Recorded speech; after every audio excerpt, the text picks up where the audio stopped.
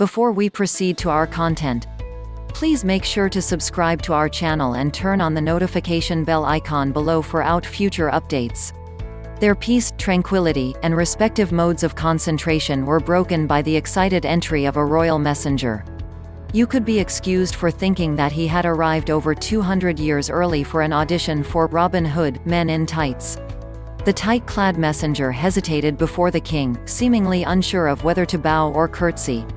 It was not clear whether this was caused by uncertainty over his own sexuality, or that he had been out of the country so long he had forgotten the refinements of British court life.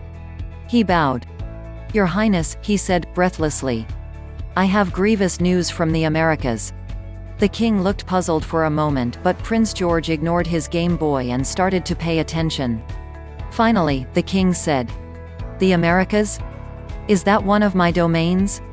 "Yes, Your Highness, it is the 13 American colonies."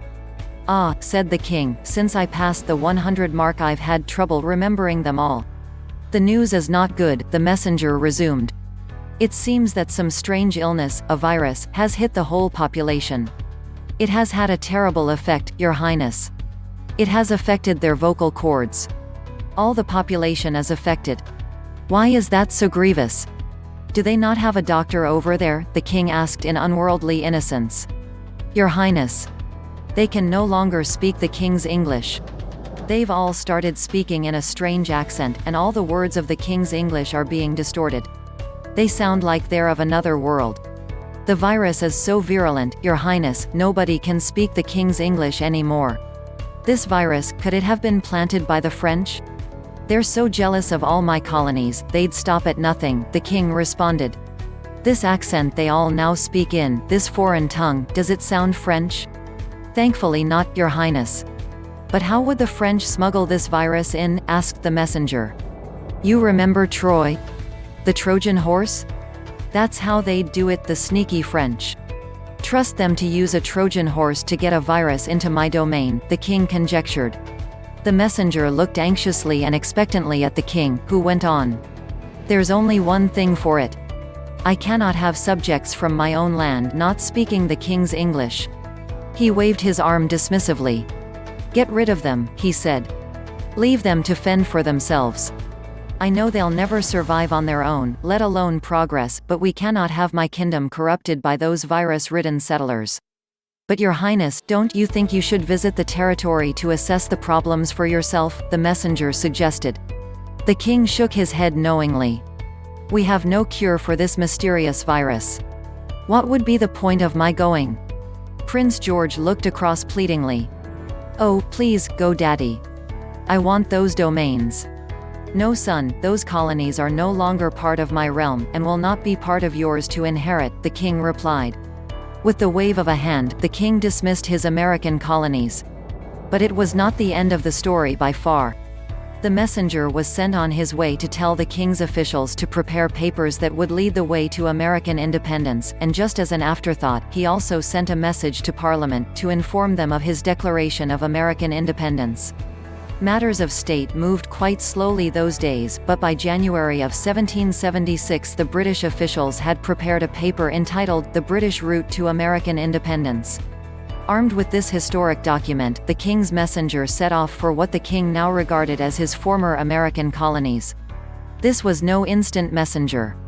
The British and French had not yet been on friendly enough terms for the Concorde to have been born, so it was down to a long and arduous journey by ship.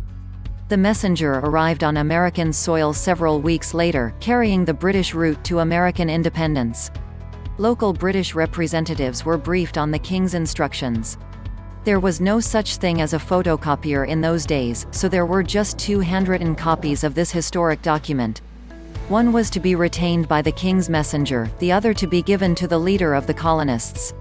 The most common means of communication then was still word of mouth, and that was to lead to a turn of events that has irrevocably altered non-history. Not only was communication verbal, but it was slow. The virus that had afflicted the vocal cords of colonists had already affected the pronunciation of route. What was route in the king's English had become route as in out in those affected by this mystery virus. So, as news of the King's declaration began to leak, the initial chatter in American quarters became about the British route to American independence. A British official in Boston heard of all this chatter about American independence and the British route. Now, in the King's English, he thought that the British had been routed, which meant they had been hammered, beaten to a pulp. In a game of football it would have been like one side scoring 13 goals against 0. The British, all of a sudden, had been routed by the American colonists. The British official panicked, and with others in Boston, planned their escape by sea. Their troops had been routed, or so they thought, so they had no choice but to escape on the first ship out of Boston Harbor. That was in May 1776. As the ship left the bay, the people of Boston started to get wind of what had happened. The British troops had been soundly beaten by the colonist forces. They were jubilant, and quickly organized a giant celebration in an open plaza by the sea. The local T-shirt manufacturer quickly designed an American flag, and ran off thousands of T-shirts with the flag printed on front and back. Local Irish bar owners unlocked their secret vaults of stockpiles of Guinness, and carted the crates out to the plaza for the impromptu celebration. Bostonians were each given their own T-shirt, which they were proud to put on instantly, and a half share of a crate of Guinness. They drank long into the night, and as each crate of Guinness was emptied, it was tossed into Boston Harbor, or as they now called it, Boston Harbor. This great event became known as the Boston Tea-Shirt Party, later to be revised to Boston Tea Party and moved back to 1773. Over a period of a few months to the end of June 1776, similar scenes were repeated across the colonies. The news of the British rout had reached the British troops in the field, one battalion at a time, and they laid down their arms, believing that their army had been defeated. All of the stories circulating were of the British being badly beaten, and soon of mass surrenders. Forlorn British officials who made it back to London were full of stories of army defeats and other humiliation. The troops themselves were too ashamed to return and face the wrath of their king. King George III toyed with the idea of making a speech on the balcony of Buckingham Palace about his granting of independence to the American colonies. However, the court historian pointed out that monarchs didn't yet do such things. A speech in the House of Lords was ruled out, as it was too high a place to discuss settlers, albeit in a former domain. And so it was, that on July 4, 1776, the Foreign Secretary stood up in the House of Commons and formally granted independence to the 13 American colonies. Back in the former colonies, things had moved on apace. Stories of victories over the British abounded, but as they had not actually happened, they tended to be vague. There must be some great stories in the war, everyone thought, and in the many victorious battles which had led to the rout of the British troops. But where was the detail? Colony leaders began to despair. How can they record these proud moments of their history with a single sentence, "The British have been routed"? Exactly when? Where? In Washington, a special secret meeting of the Continental Congress was held. It just happened that one of the members was a keen theater patron, and had been talking to a thespian group who had been on tour and performing locally.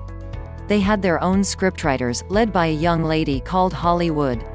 An excited Congress, prompted by the forceful Holly, started to piece together the events that led up to what they would announce as the American Declaration of Independence. They decided to start in 1773, and put the historic facts together from there.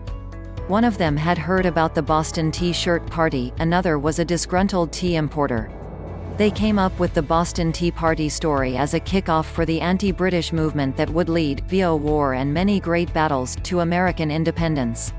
For the last few days of June and the first 2 days of July, the team of scriptwriters, or non-historians, worked day and night to put together a solid and impressive history for the American Wars of Independence. When another secret Congress gathered to hear the revised history, the representatives lapped it up. "That's it," they declared unanimously. But how do we put all this out to the American public? The group of scriptwriters was again put to work, so that by the morning of July 4, everything was in place. The history, and the publicity, was all ready to present to the awaiting American public. Thus, two great institutions were born in July 1776. No, not the Senate and the House of Representatives, they came later. No, it was two institutions more far-reaching. Copied with permission from http://plrplr.com/33076/the-true-story-of-the-American-independence/.